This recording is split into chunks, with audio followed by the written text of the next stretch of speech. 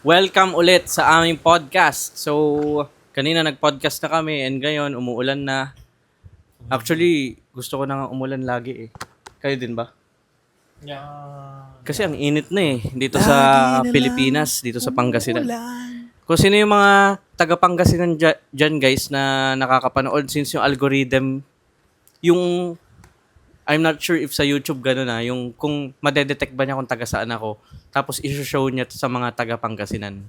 Ewan lang kung may ganun. Pero kung sino man, yun, chat lang kayo sa IG, tapos malay nyo, magkita tayo. Damn. So, yun.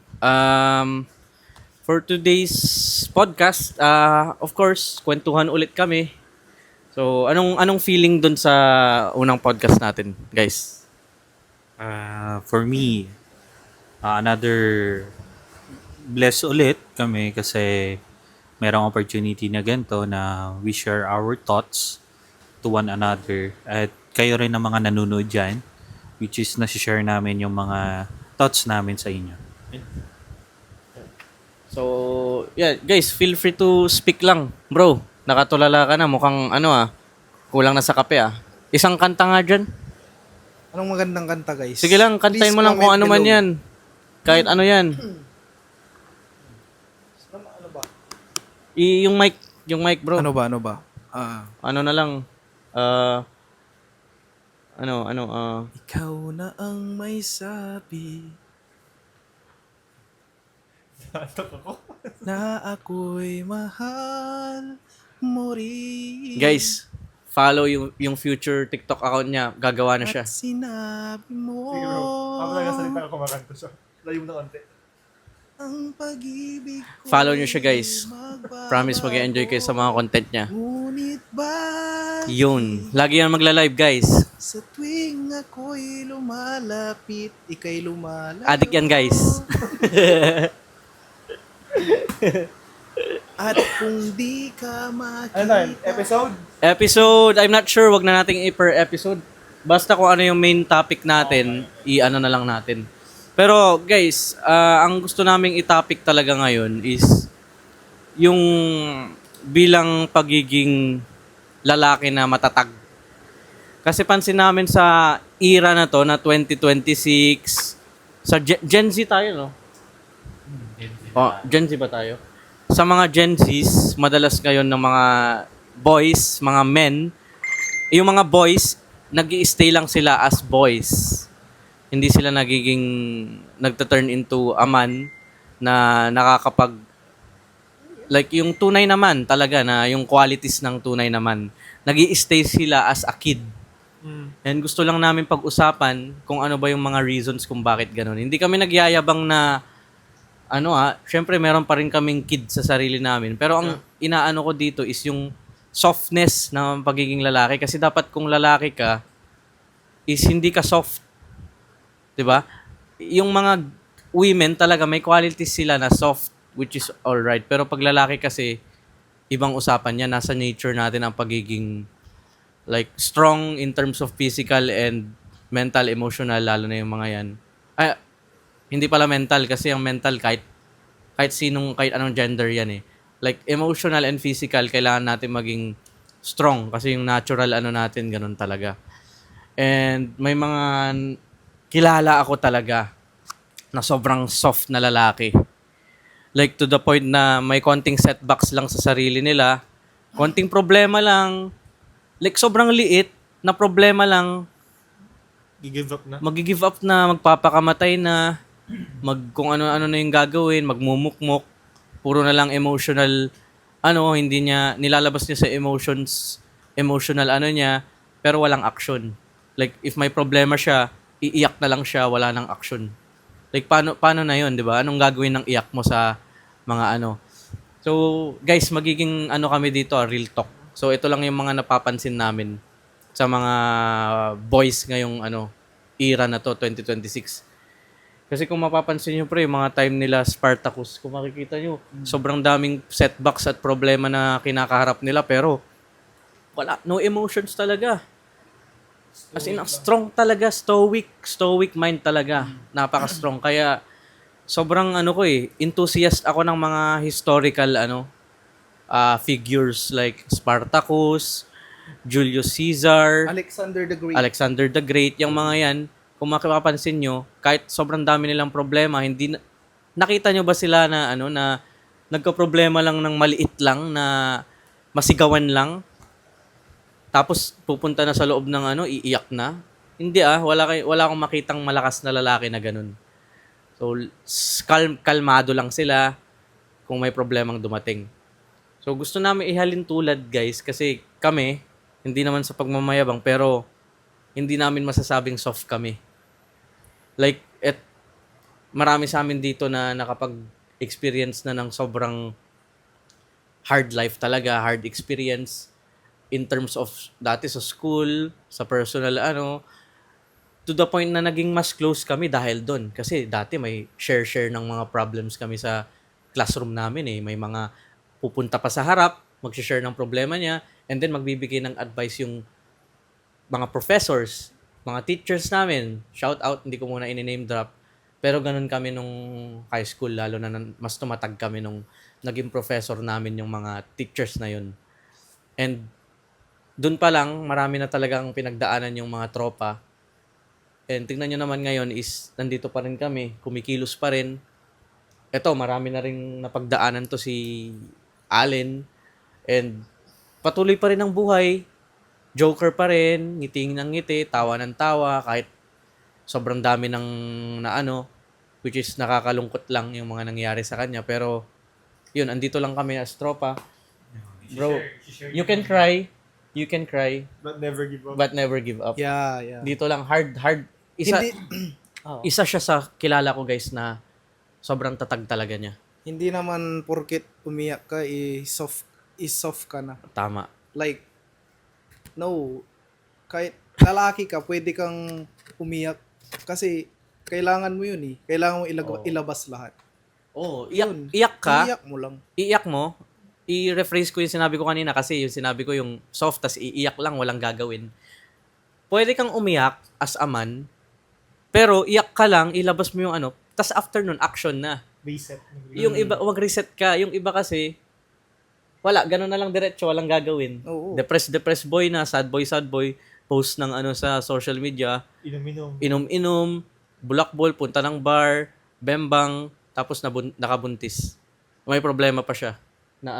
May problema pa siya nung time na yun, tapos Dagdag problem. dagdag pa. Hindi naman blessing yun actually, pero overall. not at the right time, di ba? Yeah. Like, yun. Sige lang, guys, lang. So, yun lang. I agree sa sinabi ni Shai at Allen. Pwede kang umiyak. Hindi naman ibig sabihin na kapag umiyak ka, hindi ka na tunay na lalaki. Hindi ka na strong man. Umiyak ka lang kasi kailangan mong ilabas. Kailangan mong ilabas yung emotions mo dahil sa problem na yun. Pero, kailangan mo mag-make way or mag-make ng actions para ma-overcome mo yun. At the same time, ano pa ba? Hindi nakikita sa isang lalaki na talunan ka. Tama? Mm. Pang pagiging soft. So, ano pa bang dapat sabihin? Dapat, if gusto nyong makita talaga yung pagiging lalaki, guys, manood kayo ng mga historical movies or series. Like, if nanood ka na ng Peaky Blinders, doon mo na talaga nakita yung mga challenges na kinaharap ng character na si Thomas Shelby. And despite sa lahat ng dinanas niya, kalmado pa rin. Okay, nakulong yung kapatid niya, yung mga niya, plano-plano, walang iyak. Actually, umiiyak-iyak siya nung nakuha yung anak niya. Kinidnap yung anak niya ng mga kalaban niya. Umiyak siya. Kalmado, okay, iyak. Tapos, after iyak, mga ilang minutes lang, plano-plano. Paano niya ba mababawi anak niya? May deal siya sa mas malakas na tao. A man of action. Like, kahit ganun yung isipin nyo, kinuha na yung anak niya, kung sa ibang tao yan, iiyak na lang, wala nang gagawin. Baka pa niya sa asawa niya yung problema na yun. Like, hindi niya sosolusyonan yun. Pero yung mga figures na si Tommy Shelby, yan talaga yung pinaka number 1 na character na nilulook up ko as ano talaga. So, Pinangalan mo nga sa anak mo. oh, Oo. pinangalan ko nga sa anak ko, hindi Tommy Shelby Shelby ang pangalan ng anak ko, guys. Someday, makikita niyo na rin yun sa online. Kasi maging kasama ko yun all throughout the journey. Hanggang tumanda ako, naka-vlog lahat yan, guys. Makikita niyo yung progress niya. So, siya yung magiging mentee ko sa business. Siyempre, pag naging successful na, siya yung tuturuan. So, kailangan, guys, kailangan makita niya yung tatay niya is a man talaga. Hindi yung soft man. Kasi pag naging soft man ako, guys, na yung anak ko maging soft din. 'Di ba? Kailangan ako yung maging niya, example niya. Kaya gusto ko nung topic na to. So, yun. May ma-add ka ba, bro? Sabi mo, marami kang Siguro, masasabi eh. May mga kilala ka ba? Kayo? Na ganun?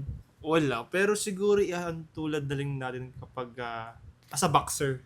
Mm. Kasi, kunwari, gusto mong makamit na maging magaling na boxer. Mm. Syempre, training hard, kailangan mag-workout, kumain, mga diets. And then, sa sparring pa lang, natalo ka na. Yung goal mo na yun is parang maging malakas. Sa part na yun, sa sparring, natalo ka na. Parang ibig sabihin, hindi ka na, parang naging talunan ka kapag nag-give up ka dun sa goal mo. Oo. Na yun. So, basically, parang, for example, in-example mo na rin siya na parang umiiyak ka na sa part na yun. Oo. Kasi, So, yun. Kasi kunyari, nag-sparring kayo, training. Ang goal mo, gusto mo maging professional boxer. Tas nasuntok ka lang sa bibig na dumugo-dugo yung bibig mo. Iiyak ka na sa bahay nyo. Ayaw Hindi mo ka na na- babalik. ayaw mo na makipaglaro. Yun yung goal mo eh. Maging boxer eh. Titigil yung pangarap mo dahil lang doon sa isang sapak sa'yo na dumugo yun. Yun yung example. So, ito guys, ito yung mga isa sa mga talaga tong mga hard talaga kami. Hard talaga. Mga hardcores. Hardcores talaga. Yun. Kahit anong madanas namin, guys, stand up pa rin kami, walang titiklop sa amin kahit ano. Yun yung dapat ganun lang tayo. Yun nga, bakit mostly nga ba maraming mga kabataan ngayon or mga nasa nasa Ayun Ayun, na may naman, sa patalastas. second podcast natin, may commercial break na may naman commercial tayo. break kami ngayon. Sige, out muna si Ano bang gusto mo mag-mic? Yun ulit na. Deja vu. Anong tawag doon? Deja vu ba yun? Pero guys, parang yun lang ulit. Yun lang ulit na kasi mahal na mahal. Ayun na naman, naulit na naman yung Mahal na mahal kasi yung Kasi yung Nila si tropa namin, Allen. sobrang bait niyan. Sa sobrang bait niyan, inahanap siya. Pero yun nga, sinasabi ko sa inyo, bakit nga ba maraming nafe-feel down lagi ng mga kabataan ngayon? Hindi lang basta sa sa mga lalaki, pati rin sa babae. Kasi mostly, anong tawag dito? Pag nadapa ka, ang kailangan mo lagi, bumangon. 'Di ba? Pag for example nga yung sinabi ni Nars or Mark kanina na about sa boxing, pag natalo ka, duguan ka, Girlfriend ko, guys. ayun. Hindi ibig sabihin is hindi mo na itutuloy yung gusto mong gawin. Everything has a lesson. May lesson sa lahat ng bagay na nangyayari sa'yo. So, pag natalo ka, mo na yun, lesson sa'yo yun. Kasi, malalaman mo kung ano mga dapat mong iwasan at dapat mong gawin. 'Di ba? Hindi mo kailangan mag-give up na sa gusto mong gawin. So, ayun, yun din yung masishare ko. Ang magandang ituro din sa anak, guys, if nadapa siya, for example, yung totoong literal na nadapa siya, Okay. huwag niyong tutulungan. Oo. If kunyari 1-year-old, kaya naman niyang tumayo, Mm. instead of, uy, nadapa si Junjun. Mo ipapakita mo. Papatayuin mo, if kaya naman niyang tumayo, re-reframe kasi sa utak niya na, nandyan naman si daddy para tulungan akong tumayo or may tutulong naman sa akin, okay. Magiging dependable yun. Dependent. Kailangan turuan na maging independent ang ano talaga. I think yung pagiging soft na lalaki nanggagaling din talaga yan sa magulang. Sa To be magulang. honest, yung environment na kinalakihan nila, lagi na lang binibigay sa kanila lahat. Parang Spoiled spoiled. brat. Yun, yung Yung mga mga spoiled spoiled, brat na ano na yan. Lalo na yung mga anong tawag dun sa mayaman, tas yung dahil Nepo baby. nepo babies na Nepo. dahil mayaman lang pala, may kotse sila, hindi pala nila sariling sikap. Galing lang pala sa tatay nila. Let us flex. Isipin nyo, bros, Mm. binigyan sila ng sports car ni tatay nila, which is okay lang naman na i-flex nila, pero dumadating sa point na naging arrogant na sila sa ibang tao. To the point na parang arrogant na talaga. Parang pinagmamalaki nila na may napundar sila, which Oo. is Hindi galing naman. lang na- Like for example, okay lang naman if binigyan sila ng tatay nila ng Lambo, okay lang i-flex yun. Like, uy guys. Pero i-flex, yung iba kasi na gano'n, nagiging arrogant like sa waiter. For example, sa waiter, feeling nila, yung parang nag-iiba yung ugali na nila tuloy. Parang, Brad, alika dito. Tapos, yun din yung mga types ng tao na if nawala yung tatay nila, may company yung tatay nila, and hindi sila naturuan ng maayos ng tatay nila, na-iran yung company, nepo baby nga sila, binibigay lahat ng gusto nila. Pag nawala yung tatay nila, paano nila iraran? Wala silang knowledge dun sa lahat So, boys binibigay. ba yung mga yun? Soft talaga. Na panood ko rin sa mga ibang podcast, yun yung kadalasan ng soft. Pag mayaman yung tatay, as in mayaman yung tatay, tapos yung anak is nagiging dependent lang dun sa tatay. Hindi tinuruan na mag-take action. So ako guys, yung anak ko na si Shelby, habang lumalaki yan, kahit yumaman ako or dumami talaga yung pera, tuturuan ko pa rin yan kumilos ng sarili niya. Never kong bibigyan ng kotse yan. Never kong bibilihan ng kotse or anything na tapos magtututong maggawa ng household chores, which is hindi namin gagawing pero it's a way of disciplining lang para mahon yung niya na gumawa siya ng chores na kailangan. And after chores or schools or kung ano man yung kailangan niyang gawin, reward. Yeah. So, para sa mindset niya na pag may ginawa siya, may babalik sa kanya. Hindi yung puro na lang bigay, wala siyang ginagawa, nakahiga lang siya or Spoiled. Yeah. Nagiging soft. Ako, i-share ko naman yung... Yan, ikaw ang pinaka-hard bro na isa sa pinaka-hardcore. Ang i-share ko naman yung experience ko nung nag-apprenticeship ako. Ay, Yan. grabe yun guys. Kung alam nyo lang yung pinagdaanan ko nun. Nakita nila yung process ko nun, kung gaano ako pumayat, kung gaano lumubog na yung mata ko sa sobrang puyat, Mm-mm. kulang sa tulog, ganun, tapos magtatrabaho ka, parang 24/7 nga yun eh. Yung sa journey ko na yun, ang natutunan ko dun is ganun talaga yung pagiging seaman. Mm-mm. Yung parang sacrifice, yung sakripisyo ng pagiging isang seafarer. I-share ko lang guys, wala naman akong yung sa tungkol sa sa pagiging seafarer. Pero, di ba doon mo din nakilala si Oo, huwag mo na i-name drop. Special someone. Bro, yun, yung nakilala ko din doon yung yung parang naging First love. First love. yeah, parang first Oo. love ko ganun. Si- Na nasaktan. Pero, Pero okay lang yun.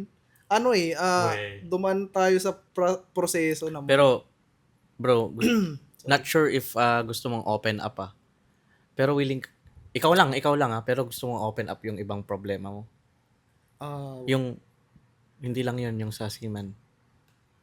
Yung, mga nangyayari sa personal pero Kasi para yun lang naman. may knowledge sila or Kasi naman. para may advice ka May advice kasi ka. pinagdaanan mo yun na ang hirap. Naawa nga ako sa'yo nun eh. Baka same lang yung position mo dun sa nanonood. Sa nanonood Oo. and matulungan mo. Kung magkaroon Kung paano move on. yun. Tapos nung Way back 2021. August 21 din nun. 2021. Unang heartbreak ko. Talagang heartbreak. Namatay yung parents ko, yung mama ko. Yung parent ko na ayun. Basta mama ko namatay nun. Dahil sa yun. Sabi nila, kasi kasasagsagan din ng nun, ng COVID. Pandemic yun, COVID.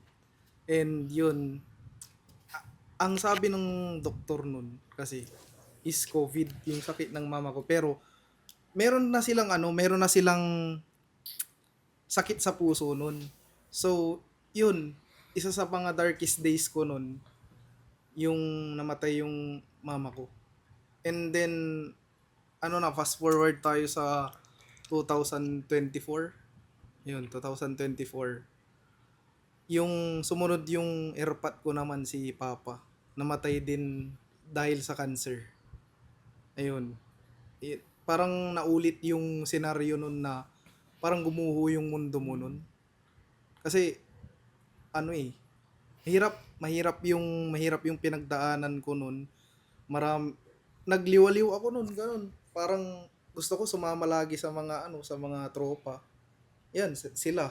Pinagsasabihan ko din sila na, na yung mga naiisip kong problema, ganun. Tapos, ayun, ito advice ko lang, habang maaga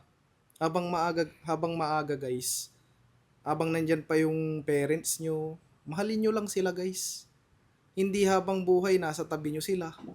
Hindi habang buhay nandyan sila. Lilipas din yung mga araw na mawawala rin sila sa mundong ibabaw. Ang may advice ko lang, pilitin yung makasama sila at mahalin sila. Yun, mag-spend kayo ng time. Punta kayo sa mga pinupunta nyong pasyala, yung mga favorite places nyo. Gumawa kayo ng activities together with your parents. Yun. And then, lastly, ibigay nyo yung best nyo sa kanila. Kasi hindi habang buhay yun, iulitin ko lang, hindi habang buhay, guys, na nandyan sila para umalalay sa inyo. Kailangan nyo din maging sa sarili nyong paa. Tumayo sa sarili nyong paa. And then, yun lang guys. Thank you sa na-share ko lang yung yung thoughts ko dun sa yung mga experiences ko nung Paano mo na-overcome past yun? years. Na-overcome ko yun through Kasi grabe, parang grabeng heartbreak talaga yung pinagdaanan mo. Gusto kong malaman paano mo na-overcome yung problema mo na yun. nung una, hindi ko rin talaga, bro, tanggap na wala na sila, and then hindi ako makarecover nun. Pero, one time, parang may nag-send sa akin ng Bible quotes. Ayun, parang naliwanagan yung utak ko na na-refresh na-reset yung yung parang pagka wala ng magulang ko nun. Nagbalik loob ako. Tapos, sa tulong din ng mga tropa, sila, napagsasabihan ko rin sila ng mga problems. Like, yun, minsan, na pumupunta kami sa labas, kumakain, or nagme-merienda. Pumupunta ako sa bahay ng mga tropa, ganun. Binibisita ko sila, or, yun, naglalaro-laro kami ng basketball, ganun, or kung ano man.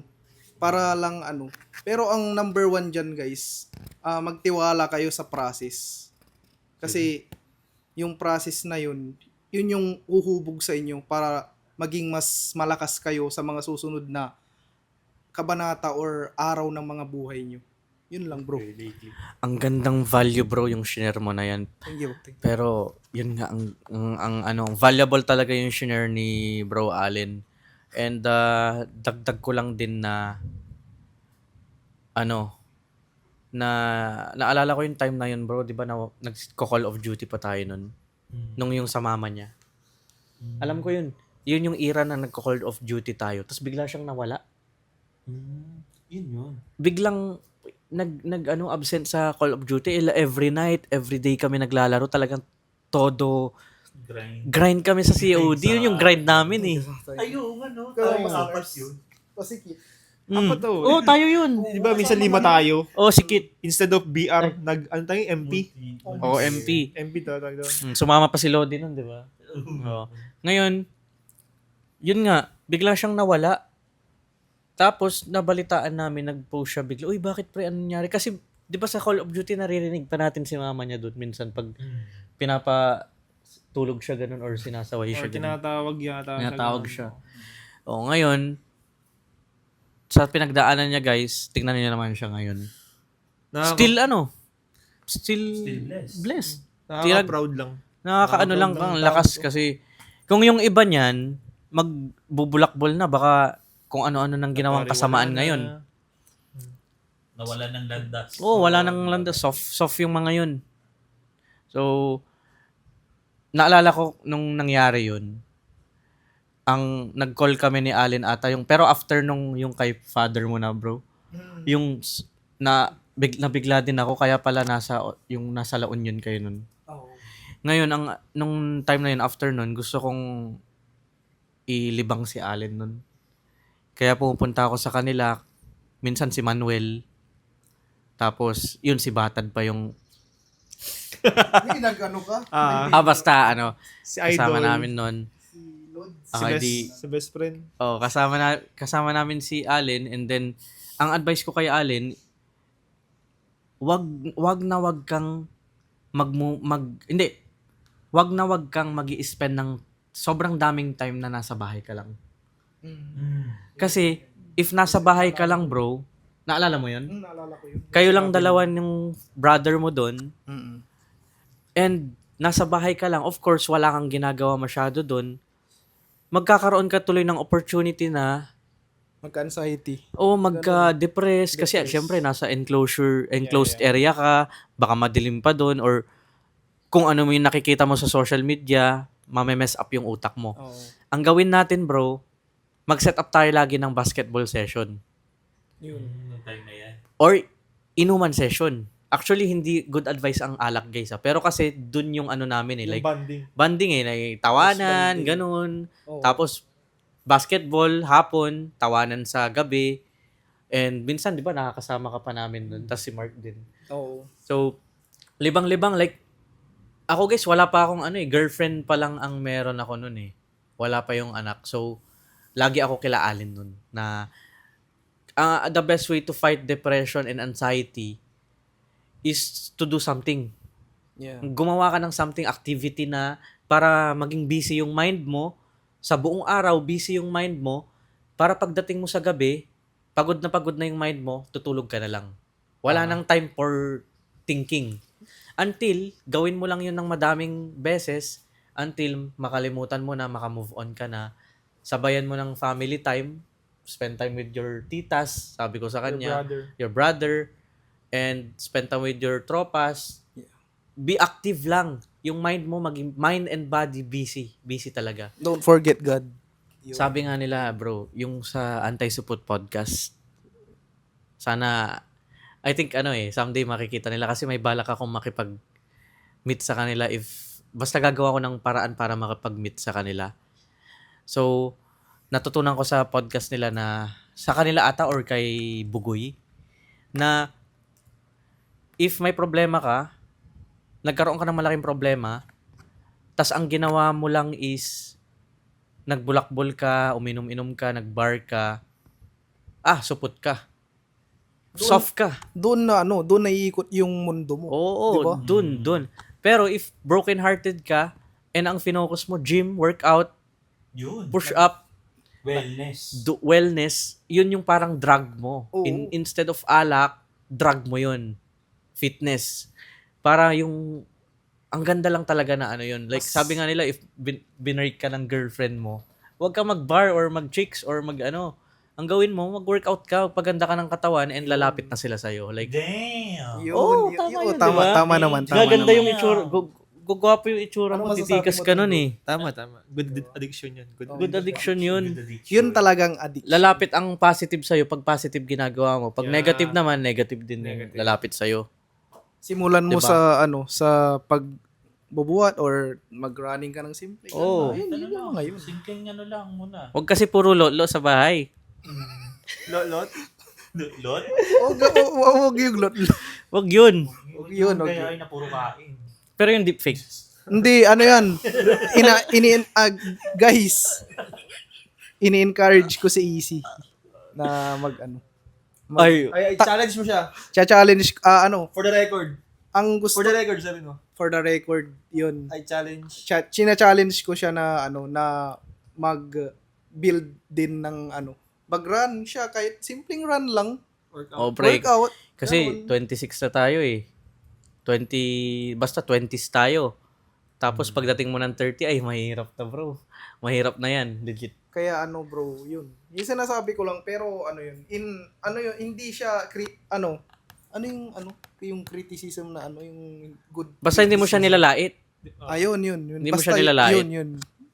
Good criticism lang. Hindi siya bad criticism. Advice lang. Advice, Tsaka, advice. hindi. Opinion, ay hindi. Basta advice siya. Mag-gym din to. Mag-gym din to.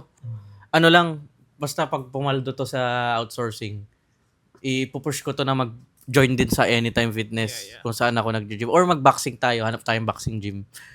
Tapos mag-fitness tayo. Like, gawin nating priority yun. Tapos pagpaganda tayo ng katawan. Maging Ang productive ganda ng tayo. katawan mo, pre. Legit. Oo. Legit, ang ganda ng katawan mo, pre, pag kinat mo nag-workout yan, ka. Kapag kinat mo yung katawan mo. Mala Tyson yan. Ayoko. Ay, ayaw mo na. Ay, ayaw mo. Gusto mo yung mga Pero yung Ryan Garcia, ganun. Hindi naman ganun. Yung parang ano lang. Fuck yung yeah, ay. katawan niya. Conor Murphy. Ay! So parang yung muscle. Oh, ganun. Conor Murphy. Muscle Yung dito ano pa. dati, no? Mm. Tapos, to be honest, shout out sa Dagdag Buhay dyan. Yung group namin nila Alin ng nila, hindi ko muna i-mention, ma-meet na rin Another sila group, dito. Ano yun, kami yung nagpupush na running. Running. So, nagsimula kami sa running. Puro run sa mga bypass, ganun. And kikita nyo, pumayat na rin si Medyo, Alin. din ako ng into running din ako, kaya medyo gumanda yung kasi dati, guys, kwento ko lang, Unproductive. hindi magandang, Sige. Kung gusto yung makita yung dating katawan niya, panoorin yung dating podcast, yung unang-una, nakasama siya. ang taba ko dun. Yun yung, ano, I-compare nyo sa ngayon. yung mabaho yung paa niya. Nyamot. Ay, Nasa bawal link- pala. nasa Sorry, comment- nagpangasinan ako, guys. comment section, no? Yun, nag-start akong mag-running ngayong tumatawa sila, guys. Hindi sila makaget over dun sa mabahong paa. Hindi, okay lang naman yun. Ngayon, tapos ngayon na naman, guys, tumatawag na naman. May tumatawag yung girlfriend niya eh. Pero yun, ang gusto ko lang dagdag, kapag nag-gym ka, itong guys, kilala niyo si, Kuya B, sa TikTok. Hindi. Hindi yung kilala. Smart Fit, gano'n. Hindi ko. Naririnig ko lang yung smart fit. So, basically, yung katawan nila, talagang, malaki silang tao, pero fit. So, nakikita ko sa yung gano'n. Search ko nga yun para makita ko. Oh, search natin mamaya. Pakita ko sa'yo. And then, yeah, yun. May other, pa kayo? Tignan ko bro. Feeling ko may marami pa tayong value ma-share dito sa mga to 34 minutes, mga onti pa. Ano bang magandang i-add? Sibat na ako 1:30. Same. Anong mga oras na ba? Kasi kasi Ano bang dapat to nandun. Guys, yung side hustle niya. Paalam ka bro. Paalam muna ako, guys, kasi Hindi, tapos na to by the time na hindi nga.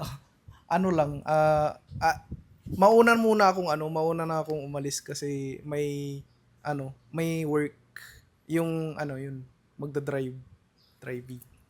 driving lesson 101. Let's go. Yun, guys. Kanya-kanyang hustle kami dito. After nitong podcast na to, may gagawin pa kami nila AC and Mark. Magpapaalam pa rin. Konting update lang about sa progress namin as agencies and yung mga i-hire namin. Check lang ng mga And then after nun is sibat na rin kami. Alis na kami.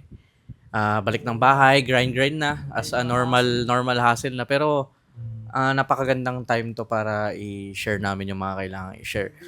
Pero yun lang guys, gusto lang namin anuhin yung mga soft dyan na na mga soft na lalaki dyan na supot. Mga konting lang, setback lang. Iyak na. Wala nang action. Sana nakatulong tong Kung mapapansin nyo yung pinagdaanan niya, sobrang bigat nun. To be honest guys, hindi ko nga maisip sa akin yun eh. Like, Mahirap kung na pag pinagdaanan mo yun. kung paano ko ma-resolve ba yun while running a business and sabay parang magkasunod, no? Halos Halos. Mm. Tapos yun nga, napakasakit talaga nun guys and yun nga, Kasi parang hindi ka pa nakaka-move on sa isa. Tapos another Mm. project ulit. kailangan talaga no, yung tatag lang talaga at tiwala sa sarili. Kailangan get yourself together lang and find ways para para masolusyonan ang mga problema natin. Before we wrap up tong podcast na to, may isa lang akong i-share lang. G pa ba tayo? Go! Ako kasi, nung mga around 2025 January, from 6-figure earner na around 170k na yung per month, bagsak ako sa 30k per month. Kasi nawala yung both clients ko. So, actually, if i-compare mo sa problema ng iba, maliit lang yung sa akin na yun eh. To be honest, kahit bumaba ng mababang ganun. Pero nasad ako nun guys kasi first time ko makatikim ng ganun ng 6 figures. Same. First time ko nun, like, nung alam niyo yung nag-withdraw ako ng first time, tapos hinawakan ko. Grabe, guys, kung alam niyo lang yung feeling na yun, kasama ko pa yung girlfriend ko nung asawa ko na ngayon, and alam namin yung feeling nun, nung unang time, na feeling mo nung una, imposible, nung nagsisimula pa lang ako, imposible, parang ang hirap naman gawin na maka 6 figures. Pero to be honest, ang dali lang talaga. And, ganun yung nangyari. Baksak sa 30k, may pinapasahod pa ako na editor nun. Nag-ano pa ako, abono pa ako ng and talagang bagsak. Wala pa akong ipon kasi nga enjoy ko yung pera eh. Like, inano-ano ko siya eh. Wala akong stock na budget sa akin. Ngayon, yun yung time na naging makajos ako. To be honest, bro. Alam mo yung The Chosen na palabas? Mhm. Yun, while grinding, nag-set ako ng weekly to-do list ko. Gamit ko na yung Notion natin. Naglalagay ako dahil na watch Chosen or read a Bible. Yun yung alam mo yung magkausap tayo nila Ralph nun. Yung nagsisimula ka na rin ata nun. Yun ba yun? Yun, parang around yata yun? Mm. April? Oo, mga ganun. Basta ganun. Yun yung tinuruan mo na ako. Oo, yun yung naka-regain ko na. Nakatayo ulit ako nun. Okay. Oo, yung time na ka. Pero kasi, nawala yung clients ko na yun, natira pa yung pinakamaliit. Talagang nasasad ako eh. Every night, pumunta ako sa sala para magplano-plano. Yung wife ko is tulog na nun. So, ginagawa ko, dala ko yung laptop doon. Nagpa-find ako ng way kung paano ko ba ma-bring back yung ganong At kung ano ba yung game plan ko. Hire ba muna ng editor? Hindi ko pa alam yung mauuna dapat editor, bro. Inuuna ko kasi client nun. Oo. That's why nahirapan ako. Hindi ko pa alam. Beginner pa lang ako nun eh. Paano ba gagawin ko? Yan na naman ako sa papel-papel na plano. Every night. Until makalanda ko ng isang deal, bumalik yung clients ko. So, yung client na nawala, binring back ko siya. Kung hindi ako nag-message sa kanya, hindi ko siya mabibring back. So, ang ginawa ko, dahil hindi ko siya naging client nun, nawala siya dahil baka maging rin makatulong sa inyo. Nawala kasi siya dahil daw sa sige lang, sibat ka na bro, okay lang. Hindi, sige. Okay lang. Na-interruptor. Malapit lang naman yung Oh. 15 minutes nandun ka na. Oh, hindi ko okay lang bro, sibat ka lang, okay lang. Maintindihan nila 'yon. Mas maganda nga makita nila may hassle kang ginagawa eh. Busy man ka eh. Anytime bro, sige lang. Di lang. Pero yun, nawala nga yung client ko. Paulit-ulit ako dun Sige, sa sige, ano go. na yun. Paano ko ba nawala siya. Na-bring back mo siya. Oh. Na-bring back mo siya, di ba? Nawala siya kasi dahil wala na atang project na gagawin or parang wala nang parang yung sa quality rin. Okay. Kasi di nawala. Natira lang yung maliit. Paano ko kayo ma-bring back to? Ang ginawa ko, nag-practice ako After Effects. So, nag-avail ako ng After Effects course. Ginrain ko. And ang ginawa ko, kinuha ko yung mga videos niya ni client. May access pa ako eh. And then, recreate ko siya. Mas pinaganda ko siya. Tapos, sinend ko sa kanya, hey, tago natin sa pangalang, sige, sabihin ko na, hey James. Sabi ko, so, I took the time to practice the skills while we are not working together. I make use of my time and practice After Effects so that whenever I get back to you, I can add more value. So, mas matutulungan kita kasi enhance na yung skills ko. So, if ever man, kaya ko yung ganitong style.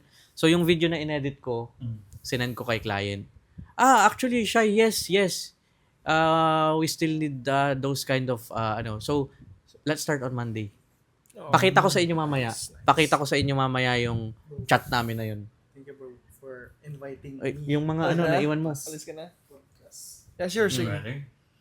Oy, last message sa maka-join ka ba next or ano? I don't know if tatry ko, pero itatry ko guys. Itatry kong maka-join ulit sa podcast kasi maganda yung maganda yung hangarin ng group na ito para upgrade anong tawag doon mahikayat ganun sa magtatagalog na mahikayat yung mga ibang yung mga future influencers and yung mga businessman diyan matuto kung paano mag-grind ng ng maganda. Yun lang ma-advise ko, guys. Nice. Thank you. So, thank you brother. Marami kami natutunan. Malaking value yung nabigay mo sa mga viewers natin. So proud of you, brother. Sige. So yeah, So yun, try nyo gawin yun sa client nyo. If nawala sila, try nyo gumawa na ano bang kailangan nila. Baka need nila ng more After Effects or more. Tapos ipa-edit nyo sa editor nyo. Uy, galingan mo. Tapos ibalik mo kay client. try natin. So yun. Guys, I think wrap up na tayo. Napakagandang value ang nabigay natin. Cheers! Well, andito pa si Allen. Cheers, brother. Cheers. Thank you guys for Bye-bye. listening.